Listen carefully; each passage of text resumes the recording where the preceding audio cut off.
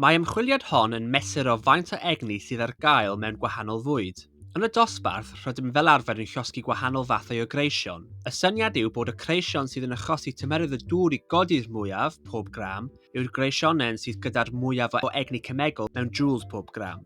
Mae hyn yn golygu mae'r greisionen hefyd gyda'r mwyaf o galoriau pob gram. Bydd y fideo hwn ddim mynd trwy'r dull, ond bydd yn mynd trwy wyddoniaeth tu ôl i'r ymchwiliad a cwestiynau cyffredinol sydd yn cael eu gofyn mewn arholiad. Mae caloriau a labelu bwyd yn disgrifio faint o egni sydd yn y bwyd. Mae'n cymryd yn fras 4.2 joules o egni i gynyddu tymeredd 1 gram o ddŵr o 1 radd Celsius.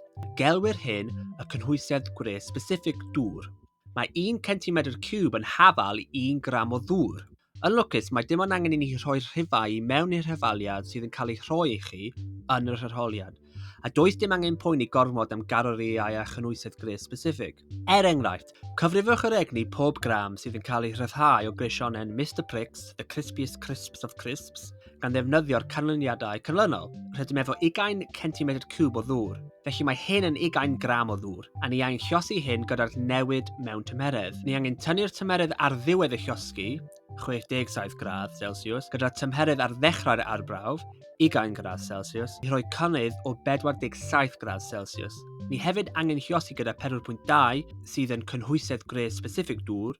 Ni wedyn yn rhannu popeth gyda mas y bwyd sydd yn 1.5 gram, ac mae hyn yn rhoi ateb o 2632 joule pob gram o egni yn y greisionen. Mae'n bwysig i nodi nid yw'r cynnydd tymeredd mwyaf yw'r greisionen sydd gyda mwy o egni cemegol pob tro, oherwydd mae angen hystyried y mas y greisionen. Mae'n bosib bod chi'n llosgi creisionen sydd gyda lot o mas, ond ar ôl cyfrifo a rhannu mas y greisionen, rydych chi'n cael yr ateb pwysig, sef y joule pob gram. Mae rhai creisionen gyda mwy o galoriau i gymaru gyda chreision eraill, ac mae hyn i gyd i wneud gyda faint o fraster mae'r greisionen yn cynnwys. Mae braster gyda llawer mwy o egni cemegol i gymaru gyda ffrotein a charbonhydradau. Felly mae'r creision sydd gyda mwy o fraster, sydd gyda dwysedd egni uwch, ac felly mwy o egni cemegol pob gram. Efallai bydd angen i chi hefyd allu nodi'r newidynau. Lle gallai ffynonellau gwallt ddod i mewn wrth gael gwerthoedd egni. Felly y math o greisionen yw'r newidyn annibynnol. Mae'r newidyn dibynnol yn mesur y cynnwys egni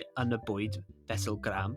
Y newidynau rheoli yw faint o ddŵr a ddefnyddiwn, a cheisiwn gadw'r pellter rhwng y bwyd sy'n llosgi a'r tiwb berwi yr un peth pob tro.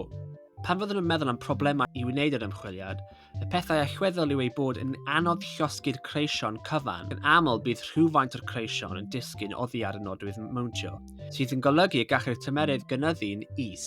Prif problem arall i'r arbrawf hwn yw nad yw'r holl egni gres o'r creision yn cael ei drosglwyddo i'r dŵr, ac mae'n bosibl y byddwch yn cael gwallau systematig lle nad yw'r bwyd yn cael ei gadw'r un pellter o'r diwb berwi tra'i fod yn llosgi.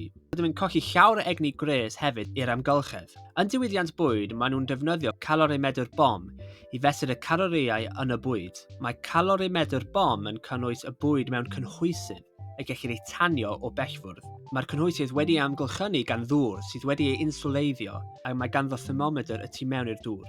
Mae hyn yn golygu bod bron yr holl egni gres sy'n cael ei ryddhau o'r bwyd yn cael ei drosglwyddo i'r dŵr amgylchynol a chael fesuriad sydd yn agosach at y gwir werth. Mewn dosbarth, gallwch ddefnyddio calorimetr cwpan, sef cwpan polyester, sydd wedi ei insuleiddio, ond nad yw'n addas ar gyfer yr arbrawf llosgi bwyd, ond mae'n fwy addas wrth fesur yr egni sy'n cael ei ryddhau yn ystod adwaith cemegol o fewn hododdiant.